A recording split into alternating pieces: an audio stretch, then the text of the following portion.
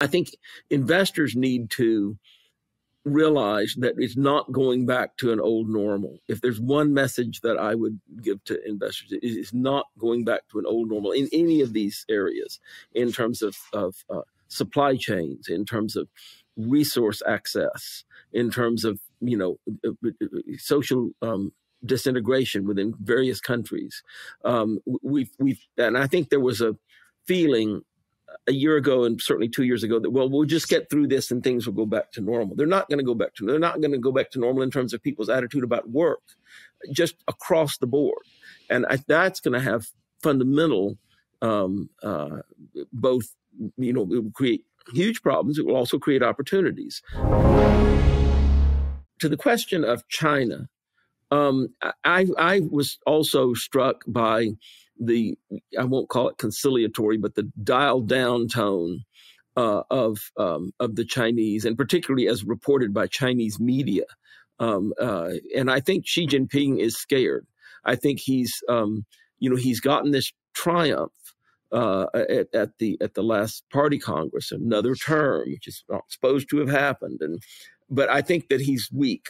And I think that, when you see violent protests in Chinese cities against the no COVID policy, that's not supposed to happen, according to Xi Jinping in his world. And so I think that there are many, many things that are working against China right now.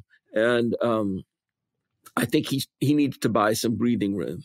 This is hypothesizing, but I suspect that he was closer to invading Taiwan a few weeks ago than he is today, because I think he sees there are too many problems. I mean, China has huge food problems, huge protein problems. It's got, energy problems. It's got social problems. It's got every problem, environmental problems, just beyond conception.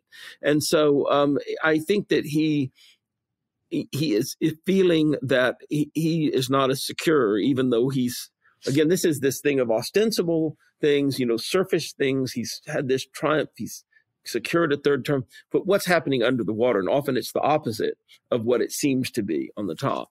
So I think that he is, for the moment, more inclined to pull back and, less wolf warrior diplomacy and more play nice. I think it's an illusion, but, it's something that you never know.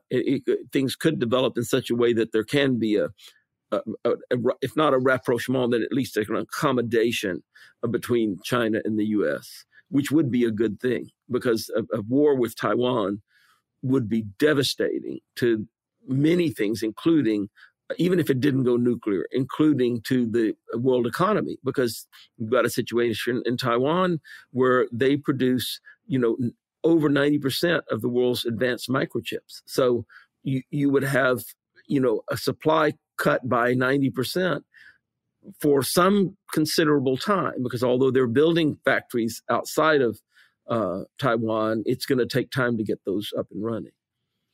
Dee, have you alluded to wolf warrior diplomacy. Have you seen the Wolf Warrior movies?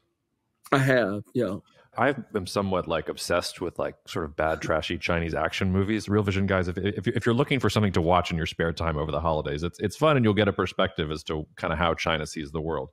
And the fact that they've taken that term from that movie and made it a central platform of a pillar of their foreign policy is really interesting.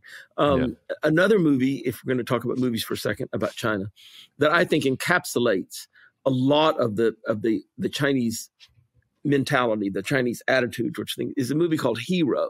Mm-hmm. And it's about sacrifice of the self and of, the individual for the system. And that is, that's something that the Chinese certainly have taken from communism, which is, of course, a Western system, but it goes way back in Chinese thought. And it's kind of antithetical to the Western approach that's much more, at least in its modern iteration, much more focused on the individual. So, there's some interesting things, and I agree with you. Movies and other kinds of art can tell you so much, and they can tell it so much more viscerally than dry academic writings about a people's nature and how they're likely to behave. As sort of a tangent before we leave this, I asked a Russian analyst a couple months ago after the invasion what movies people watch in Russia, just because I was curious, and I knew that we were in trouble because instead of some action movie I'd never heard of or Western action movies, he said, "Oh well, we watch documentaries of the Great Patriotic War and Russian sacrifices during the 1940s," and I was like, "Oof, this is not going to end well for you guys if that's what people are quote unquote watching." You mentioned another key element of Russian philosophy that I think it comes into play here is the idea of purpose, is that things need to be, if things don't fulfill their purpose, then it's morally wrong. And if they do fulfill their purpose, then the sacrifice is worth it. And, for example, I actually had a conversation in Russia with someone about this. And he said, well, how you in the U.S., you cut down so many pine trees for Christmas and they're all sitting there and then somebody goes and buys one and puts it up and puts the ornaments on it. Well, that tree's death was good because it fulfilled its purpose. But the ones that never got sold and just ended up, that's a tragedy because they didn't fulfill their purpose. So it's a different way of looking at things. Yeah, you mentioned sort of. I want to temper the just how much China-U.S. relations have improved, because before this meeting where Xi and Biden said less hostile things to each other than normal, those U.S. semiconductor restrictions on China were no joke. They are rippling throughout the entire semiconductor industry. They are far more severe than anything the Trump administration did against China and anything the Obama administration did against China, I would argue that. And I think one of the things you're seeing is this acceleration towards different countries looking to relocate semiconductor capacity to their own shores. Now, to your point, it's going to take time. But for me, one of the biggest things that happened this week that got sort of shoved beneath the rug was the Japanese government came out with 8 Japanese companies and said, all right, we're going to throw billions of dollars at becoming self-sufficient in some semiconductors by 2027. And when Japan says we're going to be self-sufficient in something by 2027, that's going to mean things, and I think it's going to mean things throughout the semiconductor supply chain. You'll see that in other industries. But Dee, I actually agreed with you more than I disagreed with you on Russia. I think China is where we are going to disagree a little bit here, because I need you to square a circle for me. I don't see how China can be weak and Xi Jinping can be weak and scared, and yet also thinking about invading Taiwan.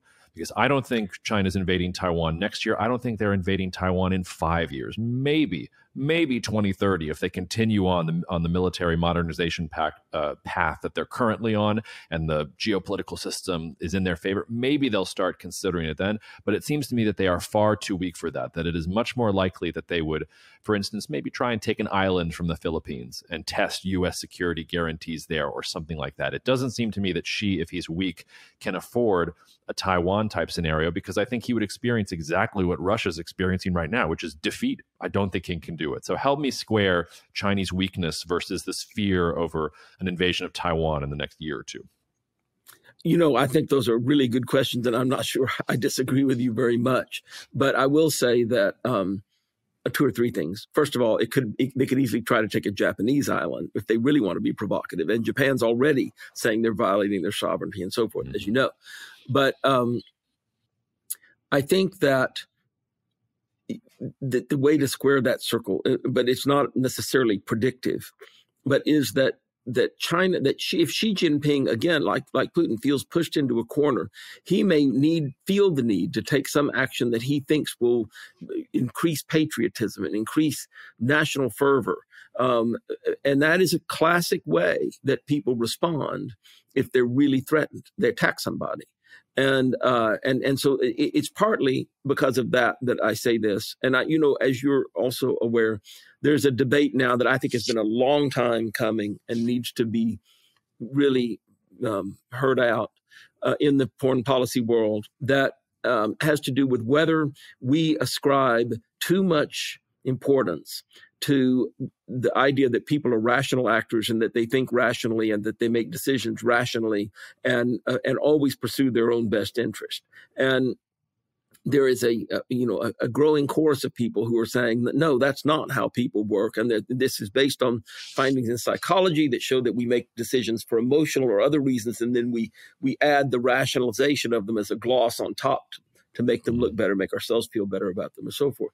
I don't think that Putin's decision to go after Ukraine was a rational one, unless to him, it may have been, but it was driven by very emotional needs, a certain version of Russian history, and other needs. And I think that Xi Jinping may find himself in a place where the West has gotten the better of him, and he feels that he needs to do something to coalesce a national fervor around it to make people more patriotic in the moment, and second, he sees his legacy. And I've talked to many Chinese scholars, some from China, but he sees his legacy as reuniting the Taiwan and the mainland, and the less time he thinks he has, the more likely that is to push forward. Now, he may just not be able to do it. And there are, as you pointed out with Russia, there are huge social constraints in China. One of the main ones is that after all these years of a one-child policy, people don't want to see their one child killed in action in the Strait of Taiwan. And so, that itself, and I think this is why I think it is so interesting that you're seeing violent protests about. I think it's a leading indicator, and it'll be tamped down. But these things they simmer, as we've seen in Iran, and then they boil over, and so I think that it's significant that we're seeing pictures of violent protests against the anti-COVID policy, because the no COVID policy, because it shows that things are not what he would want us to see them to be. And so I think that there, in a way, I agree with you. From a logical standpoint, I think that he's not ready, and it would be enormously costly, and it might not work. Taiwan itself is building now. There's a Taiwanese billionaire who's partly funding the building of militias and things. It's just, the whole situation is changing dramatically.